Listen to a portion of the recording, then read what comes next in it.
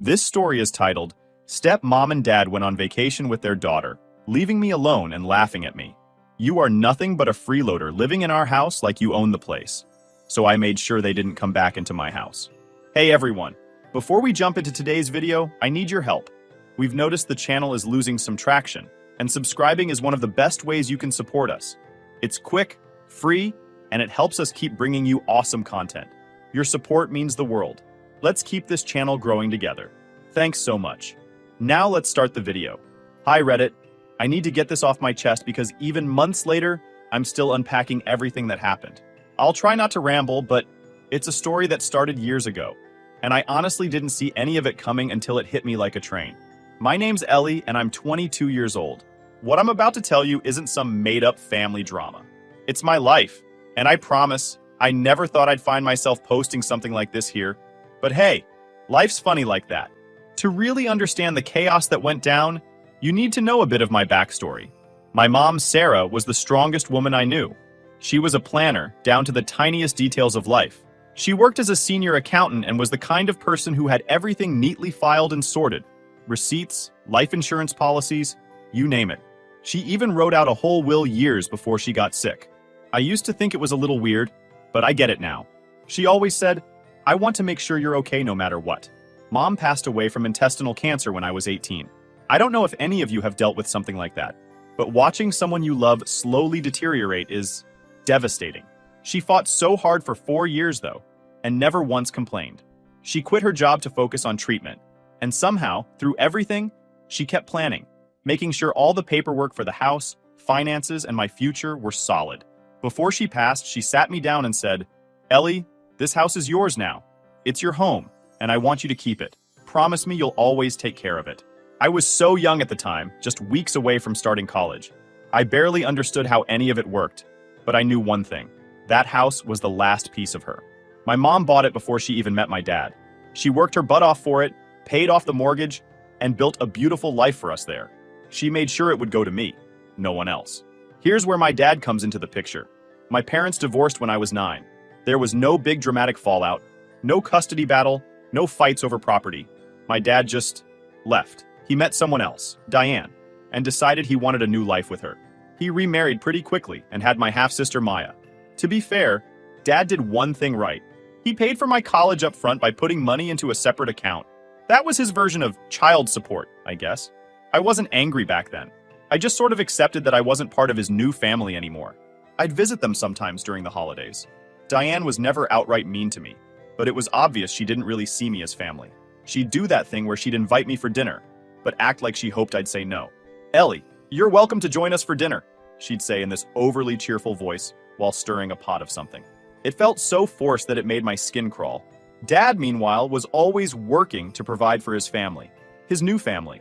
Maya was about 10 years younger than me, and while I tried to bond with her, I always felt like a guest whenever I was at their house. You know when you're somewhere, and you just know you don't belong? That's how it felt. They lived in a rented house back then. Nothing fancy, but comfortable enough. Anyway, when Mom passed, I had no idea how to handle the house. I was too numb to think straight. Dad and Diane came over right after the funeral, and to my surprise, they offered to help me out. Dad said, Ellie, you can't live alone right now. It's too much to handle.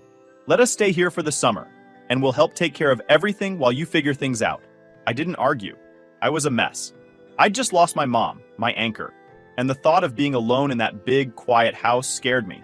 Diane put on her best sympathetic face, acting like she was there for me, while Maya wandered through the house like it was a playground. I remember sitting in Mom's office, my office now, staring at her degrees on the wall and her neatly arranged financial books. She'd worked so hard to make sure I'd have a home, and yet I couldn't even bring myself to touch her things. I let Dad and Diane move into the spare room and Maya into what used to be Mom's craft room. By the end of the summer, I was getting ready to leave for college out of state. That's when Dad brought up the idea of them staying permanently. Over breakfast one morning, he pushed his coffee aside and said, Ellie, what if we stayed here while you're at school? You won't have to worry about bills, maintenance, or the house sitting empty. It'll be good for all of us. Diane chimed in, flipping pancakes at the stove. We'd take care of everything, Ellie. The house will be in perfect shape when you come home. At the time, it made sense. They'd been decent housemates over the summer. Diane had even softened up a bit. She'd cook meals for me and invite me to her weird little book club meetings where middle-aged women gushed over bad romance novels. Maya started calling me her cool sister, which I'll admit warmed my heart a little. So I agreed. I didn't see any harm in it. I trusted them. Over the next 4 years, I came home for breaks and holidays, and honestly, it was okay. Diane would cook huge welcome home dinners. Dad would crack stupid dad jokes, and Maya would show me her latest middle school drama. I started to believe we turned into this strange but functional blended family. Sure, there were little things, like Diane rearranging furniture or making subtle comments about the house, but I shrugged them off. It wasn't worth making waves. When I called Dad my senior year of college to tell him I'd accepted a job back in my hometown, he seemed thrilled. "That's great, Ellie. We'll have the house ready for you." I didn't think twice about it. I graduated, packed up my stuff, and made the long trip home, excited to start this new chapter. I should have known something was wrong when the taxi pulled up to the house, and I noticed new curtains in the windows. Little things had changed. The rose bushes Mom planted were still there, but they were pruned differently. The front porch looked repainted. I didn't think much of it until I walked up to the door, pulled out my key, and it didn't fit. That's when everything started to unravel. I'll never forget the exact moment I realized something was seriously wrong. The taxi dropped me off on a warm, sunny afternoon. It felt like such a perfect day to be starting fresh. I was 22, degree in hand, job secured, and ready to move back into the house that I thought would always be mine. I even remember taking a moment to stand in front of the house, suitcase in hand, breathing in that weird mix of roses and fresh-cut grass. Mom's rose bushes were still there, though someone had trimmed them differently, like the rounded way Diane always shaped things. It was little details like that I noticed first. Subtle changes. I walked up the porch, pulled out my house key, and slid it into the lock, already picturing my first night back in my room. I'd spent the whole car ride imagining throwing my stuff on my bed, unpacking a bit, and sleeping like a rock after the long trip. But the key didn't turn. I tried again. Nothing. I froze, mid-breath, just staring at the door like maybe I'd forgotten how locks worked. I jiggled the key. I turned it harder. Still nothing. No way. Maybe I'm overtired. Or maybe the lock's jammed. I knocked on the door, still half smiling, still hopeful. A moment later, Diane opened it, wearing an apron and looking like she'd just been baking, flour smudges on her hands and all. For half a second, her face went totally blank. Then she pasted on this fake smile and said, "Ellie, what are you doing here?" That question hit me like a slap. What was I doing here? I live here. Or at least I thought I did. I managed to stammer out, I'm moving back home. I told you guys about this, remember?" Her smile faltered. "Oh, right," she said, like she'd just remembered something she'd forgotten to put on the grocery list. She stepped aside, reluctantly, and let me in. The moment I rolled my suitcase inside, it was like stepping into a weird version of my house. The living room was different. Mom's furniture was still there, but it had been rearranged. Diane's tacky farmhouse decor, fake plants and cutesy signs that said things like "live, laugh, love," had taken over the mantel and the shelves. The old photo of Mom and me on the side table? Gone. A new family photo of Dad, Diane, and Maya was there instead. I swallowed hard, my throat tight, but I tried to stay calm. In the living room, Dad was sitting in Mom's old armchair, the one she used to curl up in with a book after work. He looked up from his tablet and did this awkward double take when he saw me. Maya was sprawled on the couch, her phone in hand, earbuds in. She barely glanced at me. "Hey, you're back!" Dad said, sounding like he was trying way too hard to sound cheerful. "Yeah," I replied, forcing a small smile. "Why are the locks changed?" At that, Dad scratched the back of his neck. His nervous habit always has been. "Oh, that. I changed them last month. There were a couple of break-ins in the neighborhood, so, for safety." "You didn't think to give me a new key?" My voice came out sharper than I intended, but I was already feeling weird about the whole situation. Diane, who was hovering behind me, jumped in. "We didn't think you'd be here so soon." "I graduated last week," I said, looking between them. "I told you guys I'd be moving back home for my job. I literally sent you the date I'd be here." Diane didn't respond. She just crossed her arms and stared at me like I was the one who'd done something wrong. Dad stood up and gestured toward the office. "Ellie, can we talk privately for a second?" I followed him, suitcase still in hand, my heart pounding. Mom's old office looked more or less the same, though I noticed some of her books had been pushed aside for Diane's stuff. Dad shut the door behind us, and when he turned to face me, I saw it. He was nervous. Like he already knew what he was about to say was going to piss me off. Listen, he started, his voice low. There's something I need to tell you. Those words made my stomach drop. Dad hesitated, his hands twitching at his sides. Diane, she thinks this house is mine, that I let you live here after your mom passed. I stared at him, not comprehending. What? He sighed, looking at the floor. I never told her the truth, that your mom bought the house and left it to you. I told her I gave it to your mom after the divorce, and that it reverted to me when she passed. I couldn't speak. I just stood there, staring at him, feeling like the air had been knocked out of me. My house. My mom's house. The one thing she fought so hard to make sure I'd have. And he lied about it? To Diane? For 4 years? I had to, Ellie, Dad continued, still not meeting my eyes. You don't understand what it's like. Diane wouldn't have agreed to live here if she thought it wasn't mine. I found my voice again, though it came out shaky. So what? You let her think she owns my house? And now I'm supposed to just, disappear? He grabbed my arm, pleading. No, it's not like that. Just give me a little time to fix this. I'll tell her the truth, I promise. Just not yet. I don't want to ruin my marriage. Please. I couldn't believe what I was hearing. My own father was asking me to lie, to let them stay in my house, the house my mom worked her whole life to buy, because he was too much of a coward to admit the truth to his wife. I took the keys he handed me for the new locks, but I was done. I felt sick. I felt betrayed. But mostly, I felt like an idiot for trusting them. I agreed to let him fix it. But deep down, I already knew this wasn't going to end well. That night at dinner, the tension was so thick you could cut it with a knife. Diane sat at the head of the table, smiling like nothing was wrong. But I caught her glancing at me every now and then. Sharp, calculating looks that made my skin crawl. Maya ignored me completely, and Dad barely spoke. I picked at my food, my mind spinning. This was only the beginning. I could feel it. You know how sometimes people don't have to say anything outright for you to know exactly how they feel about you? That's what living with Diane turned into. Constant, unspoken hostility wrapped in fake politeness. Dad was no better. He avoided me completely, as though ignoring the situation would make it disappear.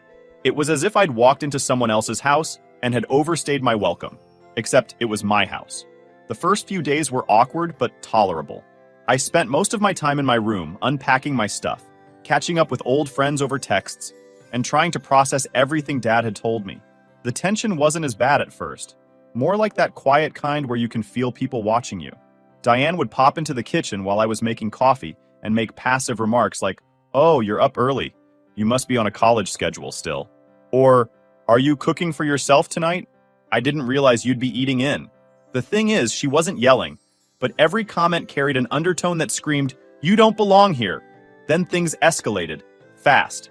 On a Wednesday morning, I was about to throw in a load of laundry. I'd left my clothes sorted in the laundry room and went to grab detergent. By the time I came back, Diane was pulling my clothes out of the washer and tossing them into a basket. My white shirts were suddenly mixed with dark clothes that hadn't been washed yet.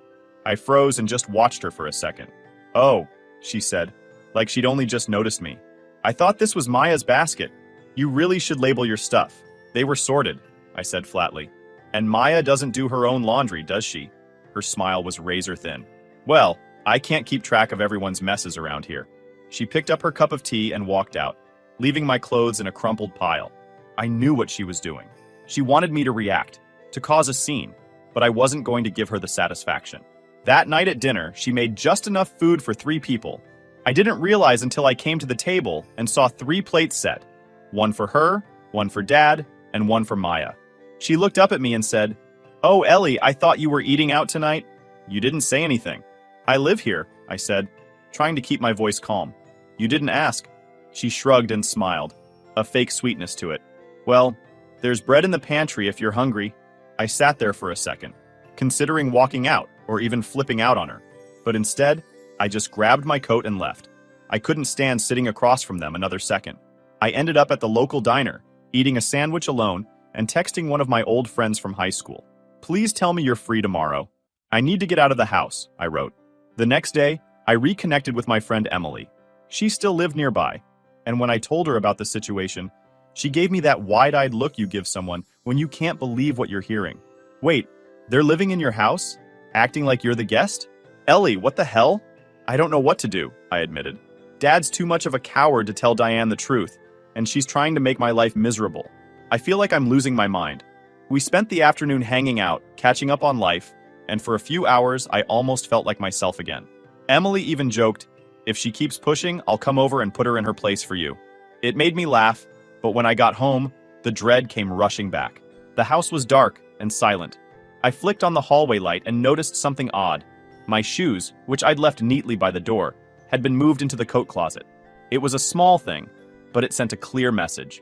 Diane didn't want any trace of me visible in her space. Over the next week, she doubled down. I'd wake up to find my things moved around, like my coffee mug mysteriously shoved to the back of the cabinet, or my mail accidentally tossed into a pile of junk. One morning, I went to take a shower only to realize the hot water was ice cold. Maya had conveniently taken a 45-minute shower right before me. Diane made a show of saying, "Oh, Ellie, I guess you'll just have to get up earlier. Maya's growing, and she takes longer these days." The worst part was watching Maya change. When we were younger, she used to follow me around like a little shadow. She'd call me her big sister and beg me to braid her hair. Now, she rolled her eyes whenever I walked into the room and muttered things like, "She's so lazy, Mom." I even overheard her on the phone saying, "I don't know why she's still here. It's not even her house." That hurt more than I care to admit. And then there was Dad. I swear I could feel him avoiding me. He'd come home late or go for walks anytime Diane started needling me in front of him. If I caught him alone and tried to talk about it, he'd just mumble something about keeping the peace. Keeping the peace? For who? I hit my breaking point when Diane moved Mom's favorite vase. It had been on the mantle for as long as I could remember.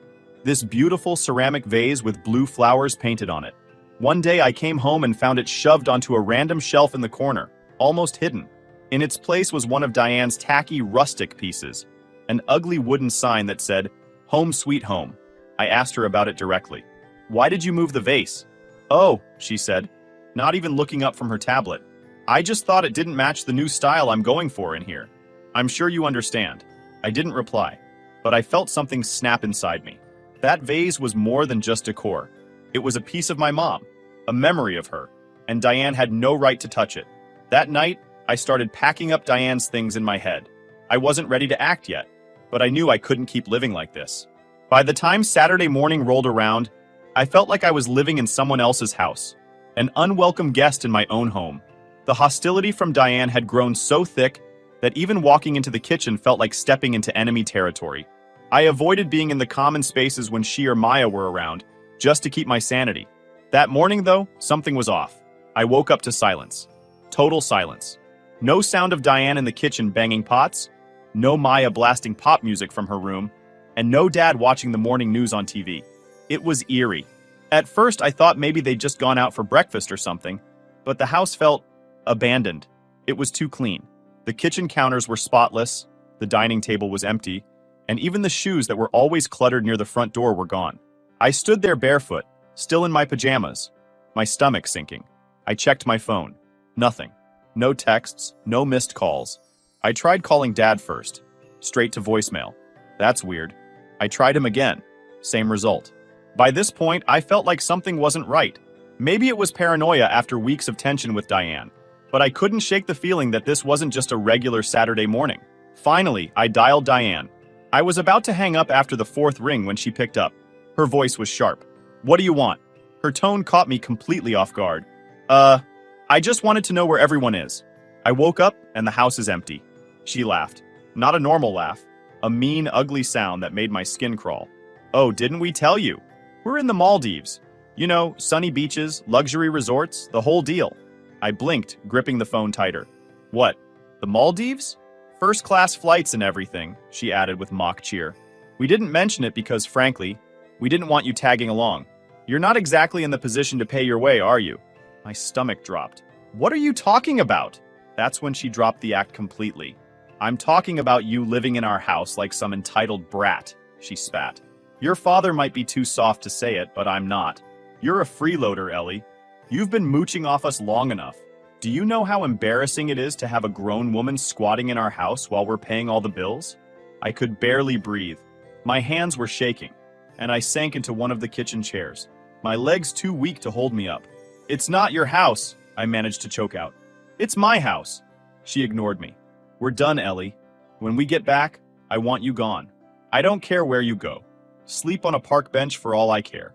But you're not staying here. If you're still in that house when we come back, I'll personally throw you out." In the background, I could hear Maya laughing and Dad saying something I couldn't quite make out. The sound of it twisted the knife deeper. "Diane, you don't bother trying to call your father," she interrupted, her voice icy. "He agrees with me. He's just too weak to tell you himself. We've already blocked your number. Have a nice life, Ellie." And then she hung up. I sat there in shock, the silence of the house pressing in on me. I stared at the phone, half expecting her to call back and say it was some cruel joke, but she didn't. My father's silence on the other end had been enough to confirm everything. They were gone, on vacation, living it up on a tropical island, while I sat alone in what was supposed to be my house. And the worst part? They planned to throw me out when they got back. For the first few minutes, I just sat there, my mind blank. I couldn't process it. I couldn't wrap my head around the fact that my dad, my own father, had let this happen. He didn't stop her. He didn't stand up for me. He just went along with it. But the shock didn't last long. It turned into something else. Something I hadn't felt in weeks. Rage. They wanted me gone? Fine. But they'd forgotten one very important thing. This was my house. I spent the next hour sitting in that chair, staring at the walls, replaying the conversation in my head. Diane's voice echoed over and over. Freeloader, squatter, embarrassing. It wasn't just what she said, but the way she said it. Like I was some useless parasite clinging to their perfect lives. Like I didn't belong here. Well, I wasn't going to let her win. By noon, I had a plan. First things first, I blocked their numbers. I didn't want to hear a word from any of them, not even Dad. Then I called a locksmith. "Emergency service?" the guy asked when I explained what I needed. "Yes," I said, trying to keep my voice steady. "As soon as possible." The locksmith arrived that afternoon, an older guy with kind eyes who didn't ask too many questions. He changed every lock in the house. Front door, back door, garage door, you name it. It cost me more than I wanted to spend. But at that point, I didn't care. "Anyone else have keys to these doors?" he asked as he handed me the new set. "Not anymore," I replied. Once the locks were changed, I grabbed some garbage bags and boxes and started packing up their stuff. I was done pretending like everything was fine. If Diane and Dad thought they could waltz back into my house after treating me like garbage, they were in for a surprise. I went room by room. Diane's expensive clothes? Packed. Her fancy bathroom products cluttering up the counters? Into a bag. Maya's toys, school supplies, and whatever else she'd left lying around? Boxed up. Dad's golf clubs, the ones he never used but always bragged about having, went straight into the garage. By the time I finished, the sun was setting, and the garage was packed full of their things. It was exhausting, but it felt good, like I was reclaiming what was mine piece by piece. I sat on the couch that night, staring at the clean, empty space that had been taken over for years. It felt strange, quiet, but it also felt like home again. I slept better that night than I had in weeks. The next morning, I woke up with a sense of calm I hadn't felt in forever. I brewed myself a cup of coffee, sat in Mom's old chair, and watched the sunlight stream through the window. I knew this was just the beginning. Diane wasn't going to let this go without a fight, and Dad, well, I didn't know what to expect from him anymore. But one thing was certain, I wasn't going anywhere. Point. It was a Friday evening when the storm hit. I'd been expecting it. Honestly, I'd spent the whole week mentally preparing for the explosion that was bound to happen once they came back and saw what I'd done. I even rehearsed what I'd say, over and over again, so I wouldn't stumble or give them a chance to manipulate me. That afternoon, I'd come home from work, dropped my bag by the door, and noticed how quiet the house was. It wasn't the eerie, empty quiet I'd felt that morning after Diane's call. No, this was the kind of quiet that felt right. It felt like peace. My peace.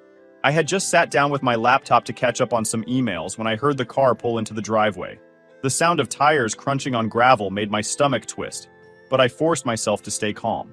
I didn't move from my spot on the couch as I listened to doors slam, footsteps pound up the walkway, and then the sound of Diane trying, and failing, to unlock the front door. She started banging on it immediately. "Ellie!" Her voice was already shrill. "Ellie, what the hell is going on? Why won't the door open?" I let her bang for another 30 seconds before I stood up, grabbed the new keys from the counter, and walked to the door. I took my sweet time unlocking it, savoring the brief pause in her yelling. When I finally opened the door, I was greeted with Diane's furious face. Her hair was a mess, her face red, and she looked like she was ready to bite my head off.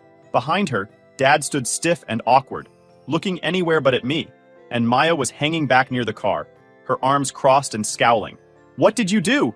Diane demanded, shoving her way past me into the entryway. "Why did you change the locks?" I stepped aside and let her storm in. Dad followed quietly, his shoulders hunched, avoiding my gaze. Maya trailed after him, clutching her phone like it was a lifeline. Diane turned on me immediately. "I want an explanation. Right now." I crossed my arms and met her glare without flinching. "It's pretty simple," I said. "This is my house. You don't live here anymore." Her mouth fell open like I'd slapped her.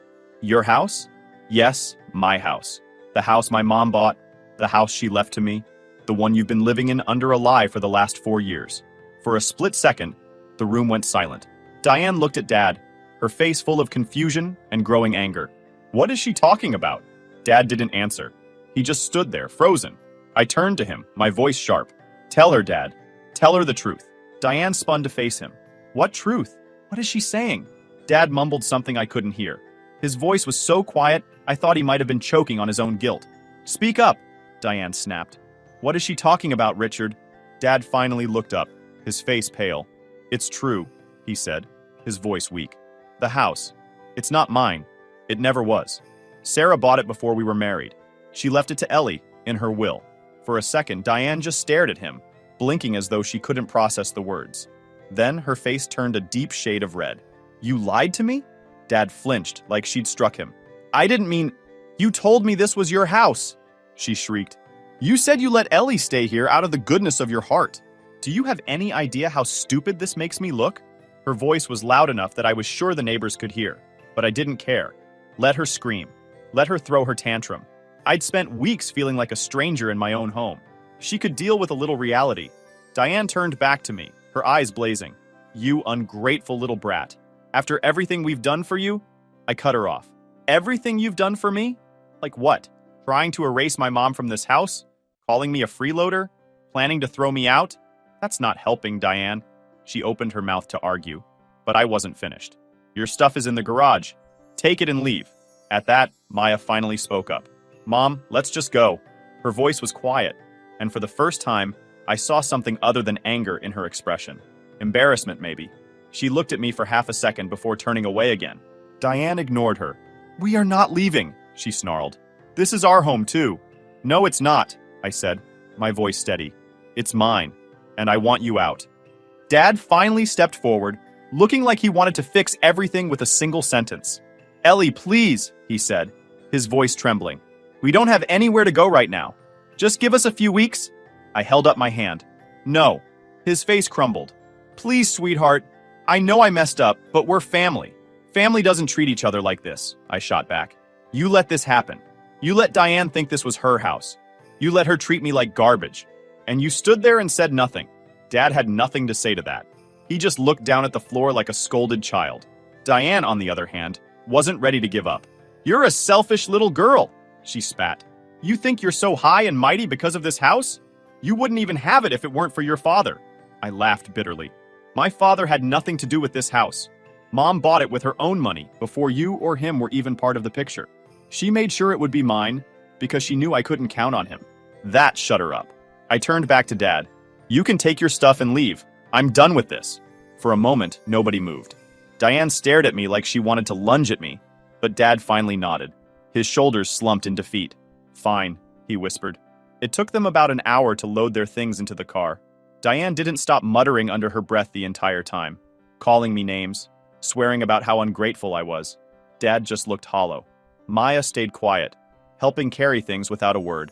When they were done, Dad knocked on the door one last time. I didn't open it. I watched from the window as they drove away, Diane's voice still faintly audible through the glass. The house was quiet again when they were gone. For the first time in years, it felt like it belonged to me, like it belonged to Mom. I sat down on the couch and let out a breath I hadn't realized I was holding. They were gone. Finally. EC point. It's been 2 months since that day. Dad still tries to call from random numbers, but I don't pick up. Some relationships can't be fixed. And honestly, I don't want to. I'm focusing on myself now. My job is great, I've made friends at work, and I'm slowly healing from all of this.